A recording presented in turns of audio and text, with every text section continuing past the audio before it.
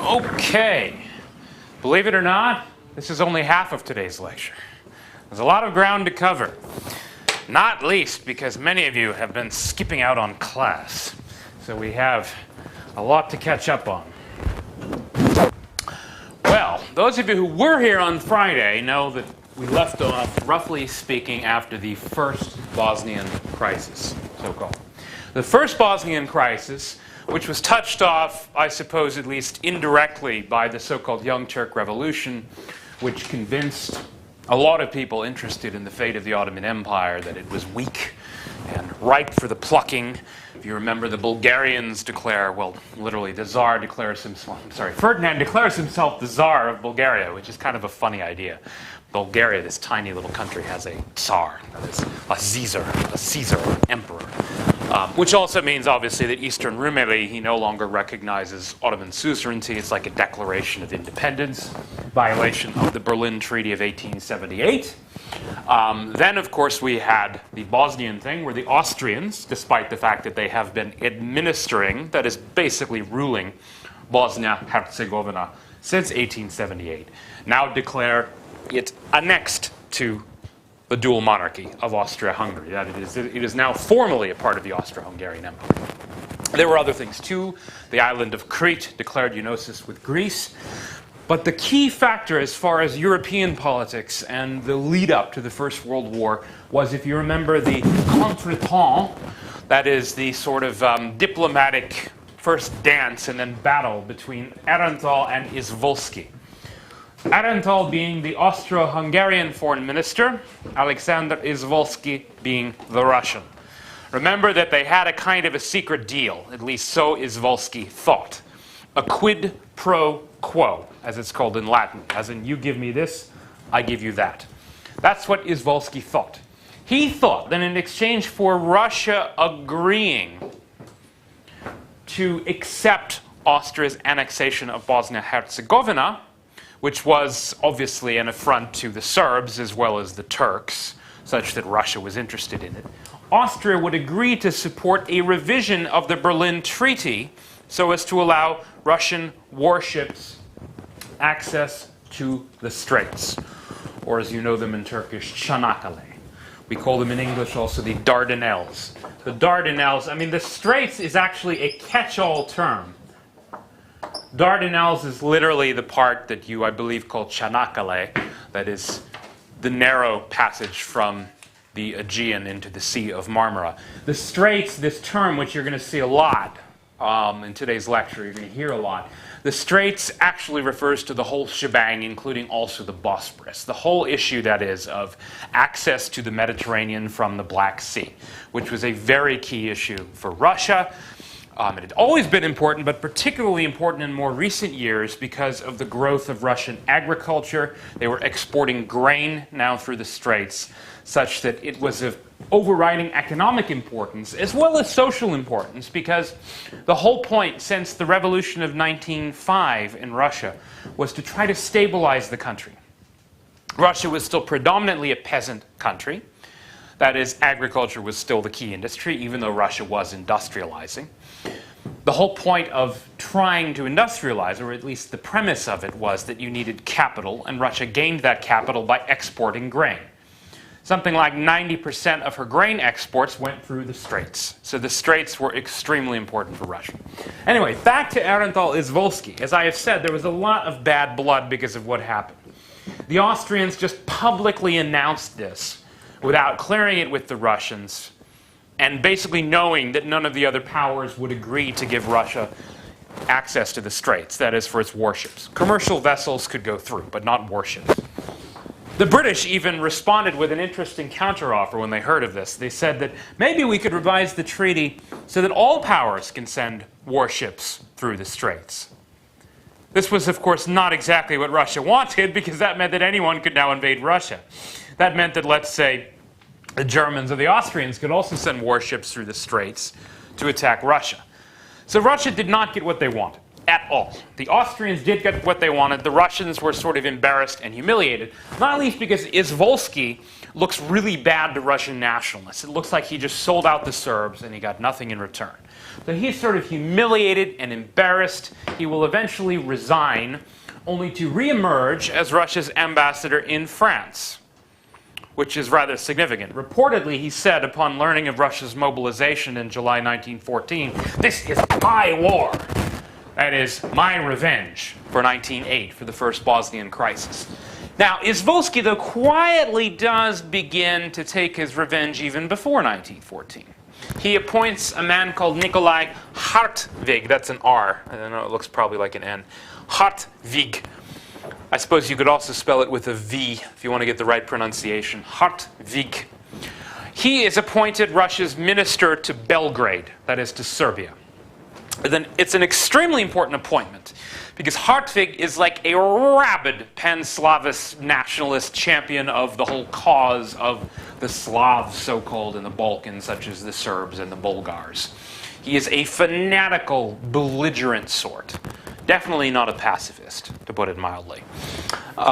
It's a very interesting story about Hartwig. I don't know if I'll have time to get to it later on, but I might as well just tell you it now. I can repeat it later because it's such a good story. During the July crisis, after the assassination of Archduke Ferdinand, the Austrian heir apparent, I'll talk about that in more detail in the second half of today's lecture. Anyway, Hartwig, although the whole thing basically had happened not far from Belgrade, it happened in Sarajevo, of course. Belgrade, being capital of Serbia, being essentially the epicenter of where suspicion tended, that is, that the Serbs were behind it. Hartwig was so unperturbed by news of the assassination of the Habsburg heir apparent Archduke Ferdinand that he held a party that night. And everyone presumably toasted the cause of the Serbs and the Russians.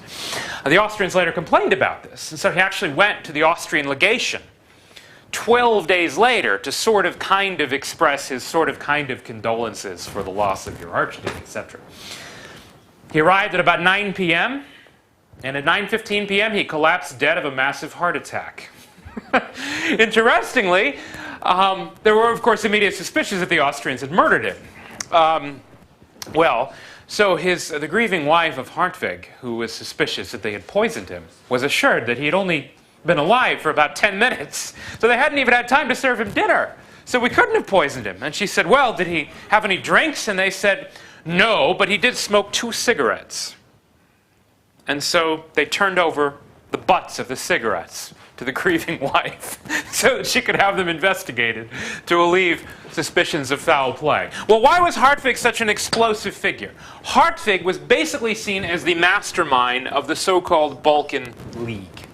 That is, the group which starts with a kind of agreement between the Serbs and the Bulgars, and then a couple of months later the Greeks sign in, and then the Montenegrins. Eventually you have a 4-Balkan power alliance against the Ottoman Empire. The idea being they will all attack the Ottoman Empire simultaneously from 4 different directions. All in Rumeli, of course, Ottoman Europe. Obviously just in order to get revenge for, as they see it, of course, centuries of oppression at Ottoman hands. The Serbs, as we know, are still angry about the Battle of Kosovo Polje, which took place on the 28th of June, 1389, as they remembered not only assassinating the Archduke on the 525th anniversary of that exact date, but of course in 1989, to some extent, the new Balkan Wars actually began after the Serbs commemorated this terrible loss, etc., etc. Well, anyway, Hartwig, basically he knocks heads together. Because he's the Russian, he's got kind of prestige. The Russians helped to finance the Serbian government, they helped to arm it. Russia's general prestige in the Balkans with the Slavic people is such that Russia can sort of kind of get them to do what they want. Hartwig, he puts in a lot of hours to get the Serbs and the Bulgars to agree. That is, they more or less agree on like who will attack where, that they're not going to kind of stab each other in the back beforehand. It was seen as rather improbable that this happened, in part because, as we know from the history of the Second Balkan War, none of these 4 states trusted each other in the least. And they sort of like fell to squabbling over the spoils almost immediately after the First Balkan War. In fact, one of my favorite aspects of the military history of the First Balkan War is that, as I put it here, the Serbs and the Bulgarians, they literally raced to Salonika It was a race. The Greeks, oh sorry, the Serbs and Bulgarians, no, it was the Greeks and the Bulgars. The Greeks and the Bulgarians raced to Salonika, and the Greeks won the race by about 20 hours. That is, the reason Salonika is part of Greece today is because the Greeks won this race by about 20 hours in 1912. Now, despite the fact that it had been unexpected for this alliance to form, the timing of it made a certain kind of sense. Because, of course, since September 1911, the Ottoman Empire had already been at war with the first, you might say. Although in the case of the Italians, they had no real desire for revenge against Turkey. It was more a matter of opportunism. In fact, the background to this war is rather strange. It goes back to this thing called the Agadir incident. You should probably write this down. It's not something I'm going to talk a lot about, so I doubt I'm going to put it on the final exam. But you should at least remember the term. Basically, the Agadir incident refers to this minor crisis in Morocco earlier in 1911, which nearly blew up into a war. It was one of these colonial things, where because the Sultan of Morocco asked for French help in, kind of like putting paid to various tribal rebellions, and the French sent troops, and so French influence is increasing.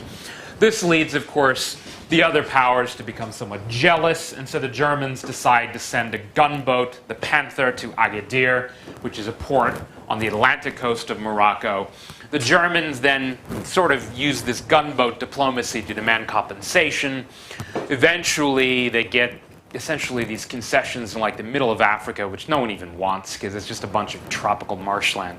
The Germans weirdly get angry because they didn't get what they want.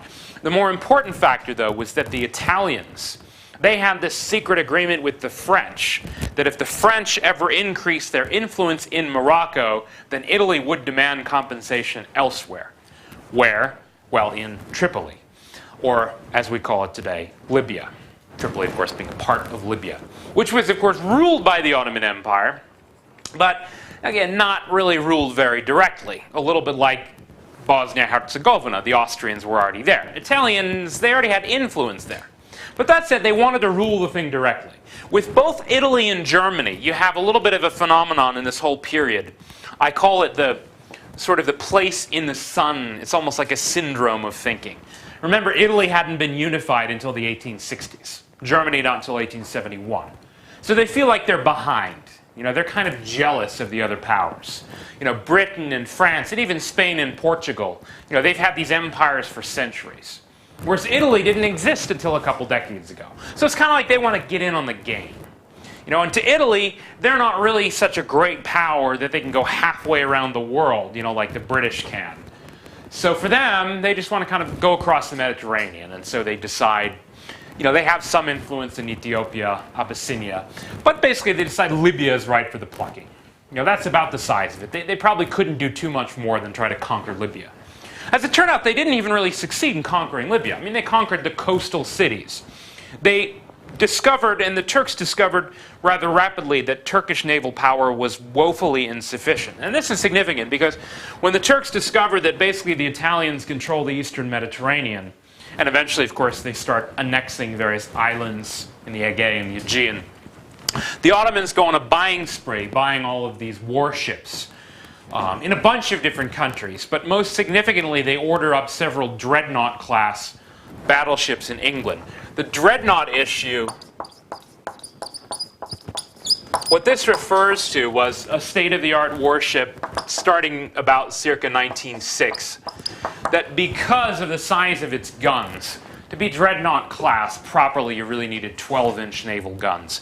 But also because of just essentially its speed, because of the size of its engines, it essentially rendered all other battleships obsolete. That is, because it can fire at a greater range than they can, it can blow them out of the water before it comes in range. So if you have a dreadnought, you can basically destroy like 10 other battleships. At least theoretically you can, because they can't fire on you when you can fire on them.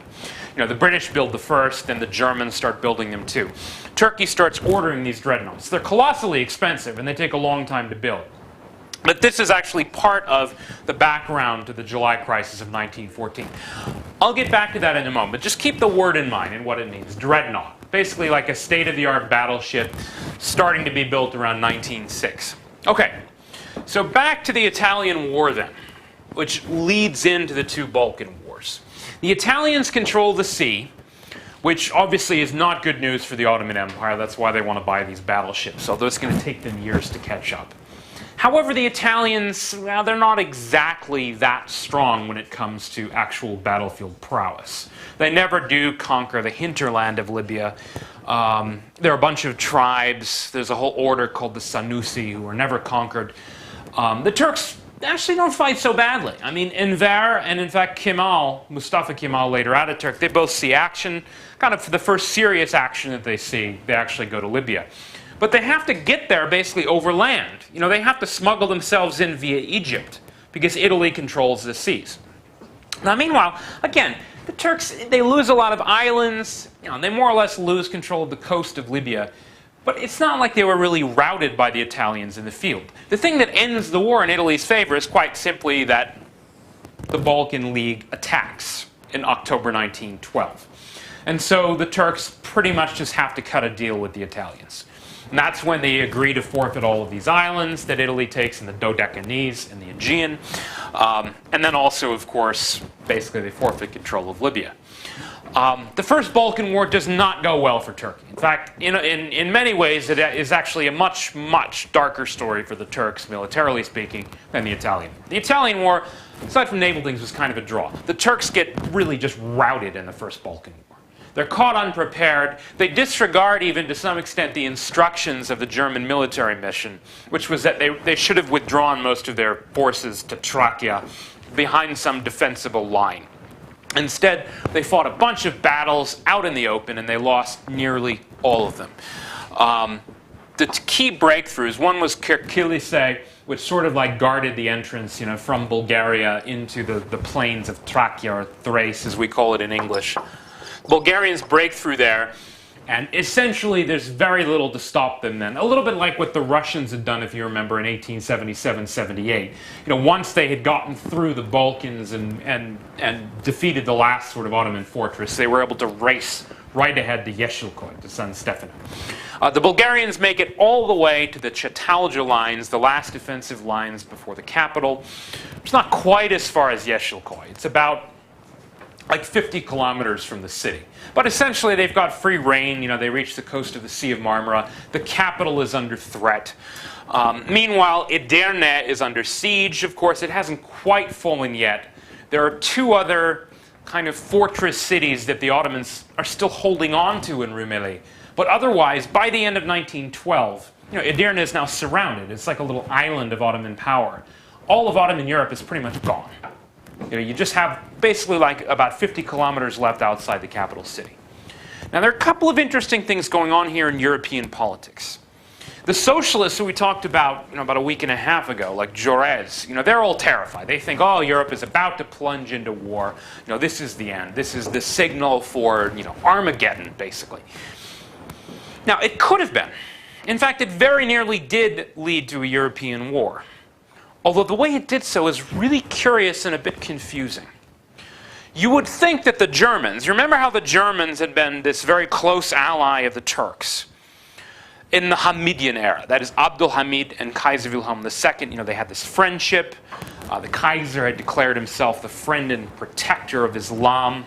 We talked about this the other day. However, the Young Turk Revolution had kind of thrown a wrench in the works. Because, first of all, not just the revolution itself, but the so-called Otuzbir Martvakas, which I assume you know from the textbooks. You know the term, I assume, right? Yeah. Well, this actually, technically, by the Gregorian calendar, happened on the 13th of April, 1909. This is, of course, when the sort of, first the liberals, but then, more importantly, the kind of reactionaries and, the imams and the hojas, they all decide that, the Young Turks have violated the precepts of Islam. They want to bring back the Sultan, restore his full powers, etc., etc. But then, of course, the Young Turks regroup again, Macedonia. They storm the city, and they retake the city, and this time they depose the Sultan for real. So Abdul Hamid, they actually exiled him to Salonika. It's a little bit like, he's got these wounds and they're rubbing salt in them. Salonika, basically symbol of the kind of Young Turk resistance. Of course, then Salonika, after it's taken by the Greeks, they have to bring him back to the city. I mean, there are all these things are happening so quickly, it's amazing. Like the Germans were building this great new military base at Üsküp, which we now know as Skopje, which is like the capital of Macedonia. And they were just starting to build this military base when it was overwhelmed by the armies of the Balkan League. And so a couple of years later, the Germans are still demanding payment. And the Turks are saying, well, we don't owe you anything. It's no longer ours. It doesn't belong to us anymore. But the German-Turkish relationship, it took a serious knock here, because a lot of it was based on the personal diplomacy of Kaiser and Sultan. And now Abdülhamid is deposed. His successor, Rishad, or Mehmet Rishad, he's basically a puppet. The Young Turks just kind of indulge him. He's not a real ruler. He's not a real sultan. And then you remember also the Turks had cause for anger against the Germans because of all this business with Bulgaria declaring independence, Bosnia-Herzegovina, the annexation by Austria. The Germans were supposed to underwrite all of those things according to the Berlin Treaty, and they hadn't done anything. So you have kind of like the rupture of the Turkish-German relationship, which is an important part of the background of the First Balkan War. Because remember, if Germany and Turkey had still been rather close allies, the Germans presumably would have done something to help. You would think. I mean, after all, the Germans had been advising the Ottoman army since the 1880s. They'd sent advisors there. Most of the weapons the Turks were using were German weapons made by Krupp and Skoda. Skoda was an Austrian firm, located in what is now Czechoslovakia. But anyway, interestingly, these are the weapons the Turks have. They're German, right? The Balkan League, they're using mostly French weapons. So there's also like a little proxy war inside the war, right? Like whose weapons are better? A little bit like in the two Gulf Wars, some of the comparisons people were making were, the Iraqis have these anti-aircraft weapons which were built by the Russians. And so it's like, are the Russian weapons or the American weapons better? Now, of course, there's always more to it than that. I mean, it also depends on who's wielding the weapons. But military observers are kind of thinking, well, this is looking pretty good for France, surprisingly. And it's looking like the German weapons aren't so good. So you might think the Germans would have decided to intervene in some way to bail out the Ottomans. But of course, they didn't. I mean, the Kaiser, it's not just he's upset about the fall of his friend, Abdülhamid II. He also, he's got all these crazy dynastic relationships. The Kaiser resents the English and the British, even though they're all like his cousins, basically. I mean, almost everyone descends from Queen Victoria, even like the Tsar. They're all sort of interrelated by blood. And the Kaiser's sister is now Queen of Greece. And so confusingly, the Kaiser is sort of like very close, to the Greek dynasty, even while previously, having been a kind of patron of the Ottoman cause. And so he's a bit torn. He declares his policy as one of, quote, free fight and no favor. That is, he'll just let the battles run their course. Germany is not going to intervene. Which is, I suppose, one of the main reasons the First Balkan War did not turn into a European war. The Austrians, though, they're a little bit more concerned. Because the Austrians know that if, these Slavic Balkan states succeed in kind of ruining Ottoman power, enlarging themselves, particularly Serbia, this is very bad news for the dual monarchy because, of course, it has a population of Serbs, along with Croats and Slovenes and so on and so forth. And these populations might be encouraged by the Balkan Wars, by the successful victory of the arms of the Slavic powers to secede from the Austro-Hungarian Empire. So a lot of people expect the Austrians were going to intervene. And they did, mobilize this or that army corps and so on and so forth. But they didn't have backing from the Germans. The Kaiser had sort of decided to just basically sit out the war. So the Austrians actually did not intervene. Curiously enough, it's the Russians who came closest to intervening. Russia actually had a meeting on the 23rd of November 1912. Don't need to remember the date. Just remember it as a kind of a war council. What they were discussing here, and this term we're going to encounter it again in the second half of the lecture, was the idea of a quote-unquote partial mobilization. That is, Russia would mobilize, but only against Austria, not against Germany. The idea being they would mobilize to sort of threaten the Austrians to make sure they would not intervene in the Balkans. Because theoretically, the First Balkan League is like a Russian creation. right? Only, it's really strange, but why would the Russians want to mobilize when their own clients are actually winning the war? Russia actually came closer than Austria or Germany to mobilizing. In fact, it was called off at the last minute at this crisis war council. The Tsar had already approved the orders. Then it was Kakovtsov, he was the equivalent of prime minister, chairman of the council of ministers, as it's called. He is the one who intervened to basically say, no, we cannot do this partial mobilization. If we do, Austria will mobilize against us. Then by treaty obligations, the Germans will mobilize against us too, and basically that means world war, or at least a European war. He actually calls off the Tsar at the last minute. But why were the Russians so concerned? Now here's where things get interesting, and this is not something you're going to see in most of the textbooks, but the Russians were thinking above all about this issue. Access to the straits. The Bulgarians, if you remember, even though they were kind of like a Russian client state, the Bulgarians had broken through, remember, at Kirkilise. They were now just 37 miles or 50 kilometers from the city. They were at the Chetalja lines. The Tsar, remember, he calls himself Tsar now, right? Tsar Ferdinand of Bulgaria. He actually keeps an old Byzantine emperor's regalia in his closet, for the occasion when he might get to enter Constantinople, the second Rome, as the new Byzantine emperor. The Bulgarians have designs on Constantinople. That is, the second Rome, as the Russians call it, Tsargrad. As we call it, of course, Istanbul. Everyone has a different name for it. The Russians are now worried that the Bulgarians are going to take the city. And if the Bulgarians take the city, the Bulgarians will control the straits. And yes, Bulgaria had been created by force of Russian arms, but since the 1880s, Russia and Bulgaria, they didn't entirely trust each other. The Bulgarians were now getting, there's a phrase in English we call getting too big for your britches. It's like when a child outgrows his clothes. The Bulgarians are now greedy, and the Russians don't trust them. In fact, it's curious, like if you do remember your First World War history, Bulgaria actually does fight, not on the Russian side, but on the side of Turkey and the Central Powers. So, Russia doesn't trust the Bulgarians. And in fact, that's really why Russia nearly mobilized, because of the threat to Russia's interests posed by the advance of the Balkan armies. Confusingly, again, because the whole thing was basically concocted by the Russians. Now, the Second Balkan War, in some ways, reverses the legacy of the first. The Turks finally lose Edirne. You probably know about the palace coup when the Young Turks or the Ittihad Fitraki Cemiyeti. It's confusing. It's like they were out of power for a while in the summer of 1912, and then they come back to power in January, with this so-called sort of palace coup that, Enver leads, because supposedly the new government was going to surrender Edirne. Well, anyway, Enver actually leads in the Second Balkan War the assault which retakes Edirne. The reason that's possible, though, is, of course, because all of the former allies of the Bulgarians have turned against them. Serbia, Greece, Montenegro, and then even Romania joins in. Basically, they all thought Bulgaria had kind of gotten a little too big in the First Balkan War. The Bulgarians, of course, themselves thought they hadn't gotten enough.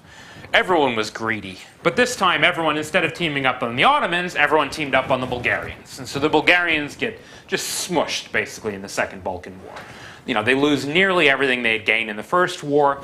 Edirne is retaken, of course, by the Ottomans, by the Turks, which kind of makes Enver's reputation. This is what leads to Enver, later Pasha, he's still at bay, becoming actually war minister, even though he's 32 years old and he becomes the war minister. That's because of the retaking of Edirne. Well, the Second Balkan War, again, curiously, like the Bulgarians, we all know, they lose big. That's the main reason they actually want to join Germany and Austria and then the Ottomans in the Second World War, because they want to regain the territory. They lose to Romania, Greece, Montenegro, etc. But the Second Balkan War, a curious thing happens. It happened in both of the Balkan Wars. The Serbs made it to Albania, which is to say, to the coastline of the Adriatic Sea. The part that goes down on the side of Italy from like Austria into the Mediterranean. The Serbs, that is, were basically threatening to become a pretty serious power. If they had a port city, if they actually had access to the Adriatic, they could threaten to choke off even Austrian access to the Adriatic. Now, this was important because Again, it tells you something about Russian policy, that supposedly, as we all know, Russia fought the First World War for Serbia. Supposedly, right? It was all about Serbia. That's what the textbooks say. But curiously, in both Balkan wars, the Serbs made it to Albania, and the Russians told them to stop. The Russians had no interest in Serbia gaining access to the Adriatic. In fact, curiously, after the Second Balkan War, Russia even lobbied for Turkey to have Albania, which you would not expect. Again, because Russia, after all, is supposedly the great anti-Turkish, anti-Ottoman power. The reason is because just like with Bulgaria, Russia doesn't really trust the Serbs. Russia doesn't want any of these countries to get too big and too powerful, because they might cut off Russian access to the Straits. So curiously, in the Second Balkan War, Russia actually even though Russia, again, the First Balkan War seems like a triumph for Russia, but Russia gets like paranoid about the Straits and nearly provokes the war. The Second Balkan War, Bulgaria, which was supposedly like a Russian state, gets humiliated. The Russians don't care. So what you expect Russia to do, if you believe in this, the myth of sort of pan-Slavism, always to support the Slavic states, doesn't really happen. Serbia, too. In the Second Balkan War, the Austrians and the Germans threatened Serbia. They forced them to withdraw from Albania. And the Russians quietly tell the Serbs to do what the Germans and Austrians say. Now again, it's kind of confusing, the legacy of the two Balkan wars. On the one hand, Europe avoided war, which was obviously a good thing for most Europeans. However, a couple of things had been exposed. One, although I don't think enough people understood this, was Russia's paranoia about the Straits. The other was obviously that Ottoman power was sort of declining, even though the Ottomans got a reprieve in the Second Balkan War. It's like they recovered a little bit, because Enver was able to recover Edirne. But that said, if you put it all together, Italian War, two Balkan Wars, pretty much everyone now expects that the Ottoman Empire is about to fall apart. No one knows quite how it's going to happen, but this leads to the really serious, in fact, the most serious war scare before the First World War, the so-called Liman von Sanders crisis. For short, we're going to call him Liman, which is his proper last name. He was a German officer who was commanded. The Germans, remember, had been advising the Ottoman army going back to really 1882. The first mission was under a guy called von Kahler. Later, it was associated mostly with von der Goltz, or as he was given an honorific in 1895, Pasha, von der Goltz Pasha, as he was called. He was sort of the mastermind of the reorganization of the Ottoman army, which at least up until the First and Second Balkan Wars seemed to be going well. Turkey did fight a war with Greece in 1897, and actually Turkey did pretty well. So the Germans are advising the Ottoman army. The Liman mission, though, is a little bit bigger. There are no less than 40 high-level officers who were sent to Turkey. The key thing, though, which really alarms the Russians, is that they were given control of the First Army Corps. It's actually the corps of the First Army which guarded the Straits defenses, that is, Çanakkale. You remember Russia's paranoia about the Straits. So now, it's not just that maybe the Bulgarians are going to control the Straits, or maybe the Serbs will be able to block the Straits. Now you've got the Germans, theoretically, controlling the Straits. Or at the very least, a team of German officers directing the Ottomans, who are themselves manning the shore batteries. Obviously, it's also German guns that they're mounting at the Straits, mostly Krupp. So Russia pretty much thinks, look, this is extremely dangerous. This is like our most vital national interest, and now the Germans and the Turks, they expect, because Germany, they're the ones with the money, they're the ones with the weapons, they expect, like everyone else, that the Germans are really going to control things. This leads to a very serious crisis in international affairs. Very nearly another war. Well, as it actually happens, a war council is held. In fact, a series of them are held. Essentially what the Russians debate, and when I say a council, the Tsar is there, the foreign minister, the service chiefs in the military.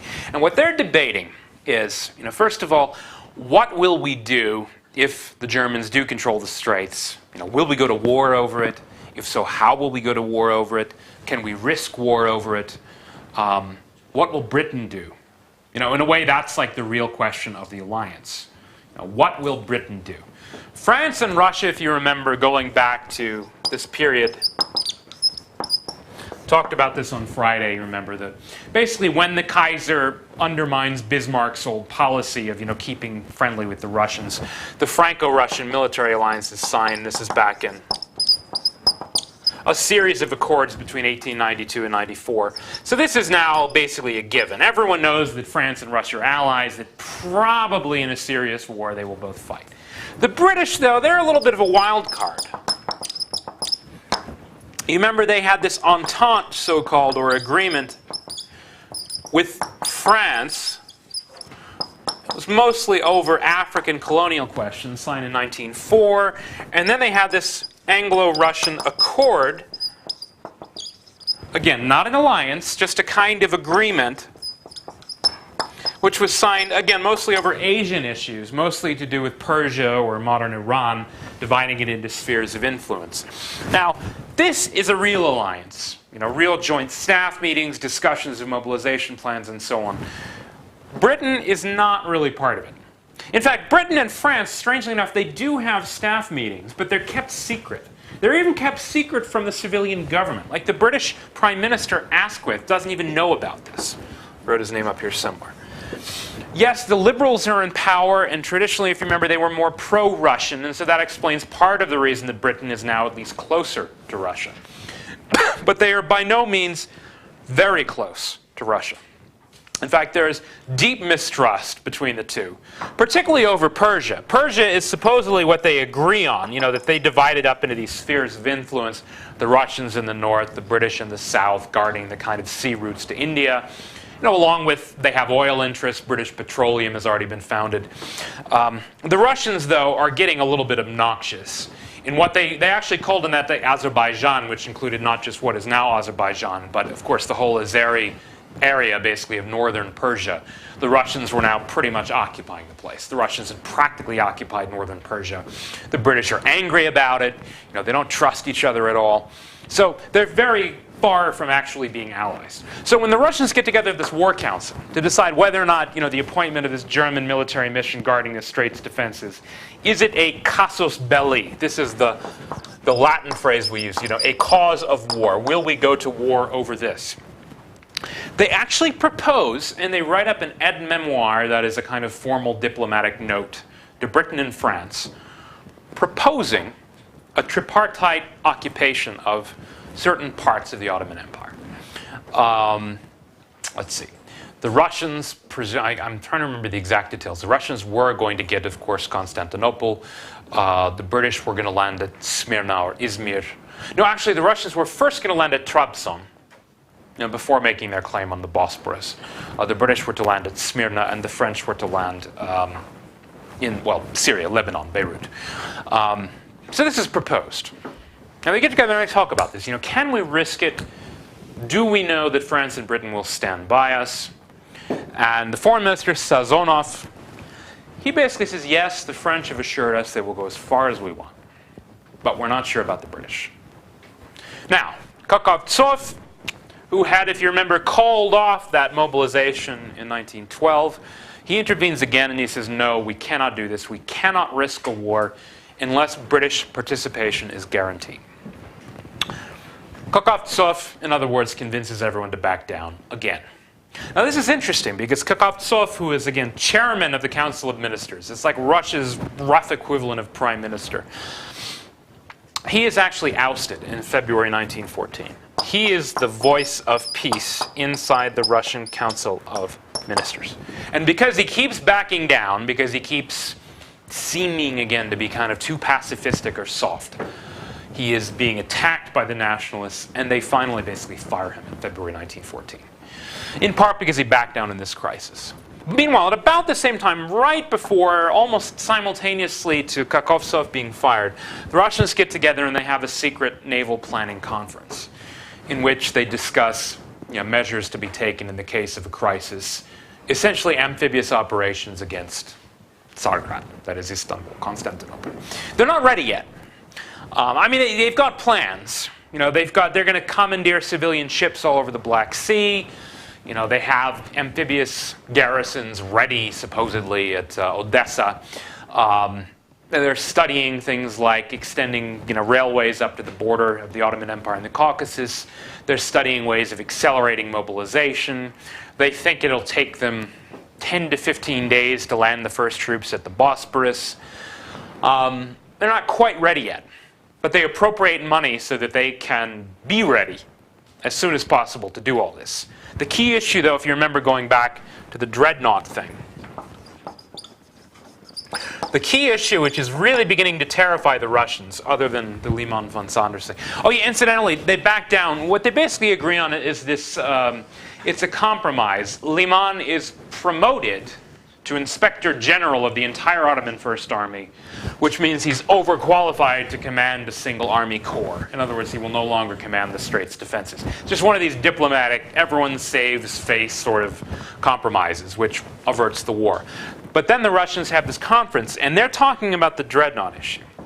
Now, there are a couple of things that are very important here. One is that Russia is not allowed to send warships, if you remember, through the Straits. That means not just their own warships from Russia, but that also means warships coming from the outside. So they cannot import warships, battleships, dreadnoughts. Russia is building dreadnoughts in the Black Sea. But dreadnoughts take a long time to build.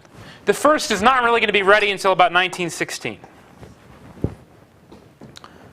Turkey, on the other hand, can import dreadnoughts, which would actually be necessary because Turkey is not capable of building its own.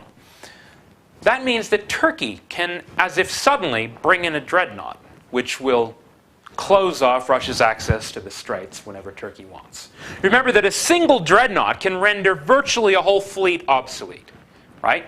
So as soon as Turkey floats even a single dreadnought in the Bosporus, the Boğaz, the Black Sea becomes kind of a Turkish lake, so to speak. Yeah, again, it's a little more complicated than that. Obviously a dreadnought can't do everything, and it's possible a dreadnought might run over a mine or something. But in terms of strategic thinking, a single dreadnought can massively transform the landscape. As it turns out, Turkey now has no less than 5 dreadnoughts on order. The first 3 are being built in Britain and 2 are being built in the United States. In fact, all of them, weirdly, were originally being built for South American countries, Chile and Argentina. And I actually have never figured out how the Turks were able to renegotiate these deals so that the license, the title, was turned over to Turkey. The expectation when the Russians are talking about this is that Turkey is going to launch its first dreadnought.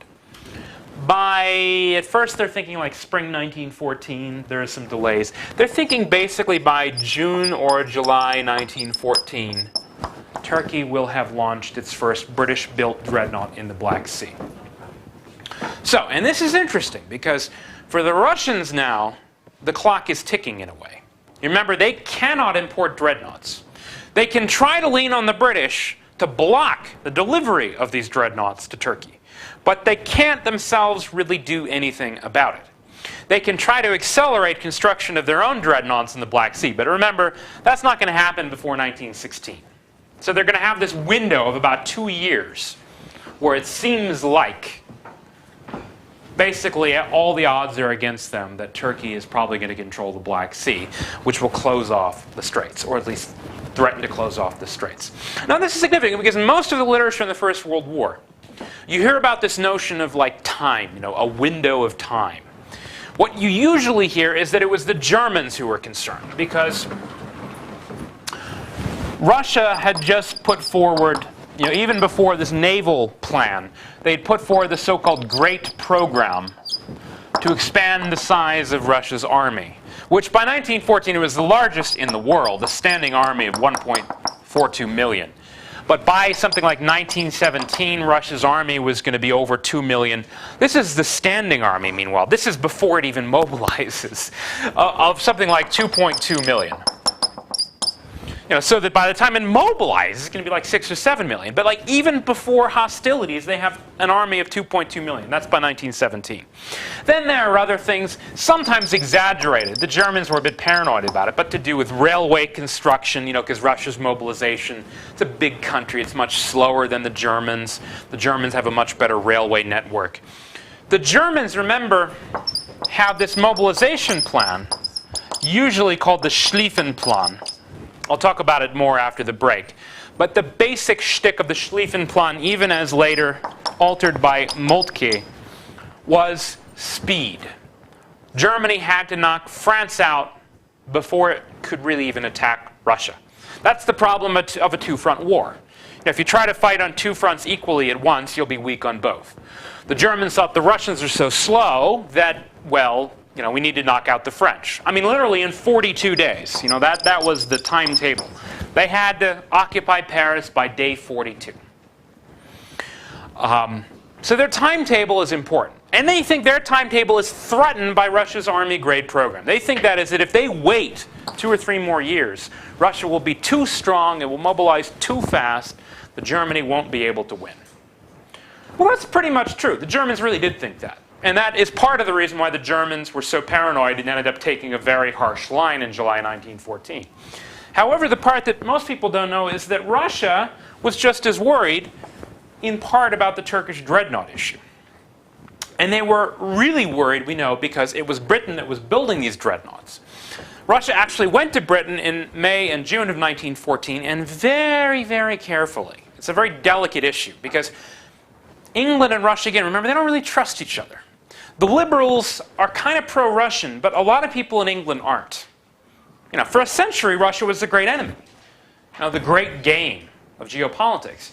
So that there was a lot of mistrust of Russia in British politics. So the Russians have to be very careful about this. They basically asked Britain to block delivery of the dreadnoughts. Churchill, Winston Churchill, who is First Lord of the Admiralty, ultimately says no. His reason is interesting. If you remember the whole story about economics and laissez-faire and all of that, the liberals, remember, were originally, they were the party of laissez-faire, in addition to being, weirdly, again, this party that was kind of anti-Turkish and pro-Russian. Economically, and this was always the heart of the Liberal Party, they believed in free trade, laissez-faire. So what Churchill says to the Russians is, well, it's a private business contract. There's nothing we can do.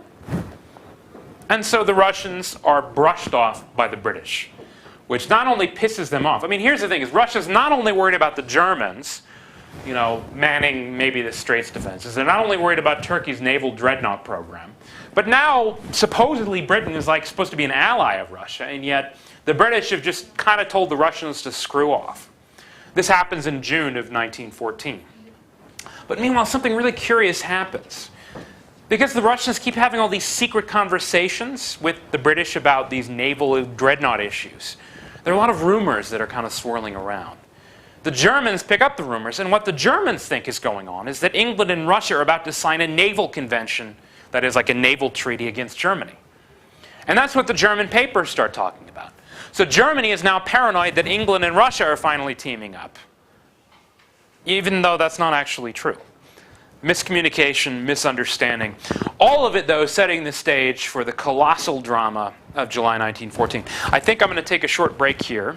And when we get back, we will look at the July crisis itself.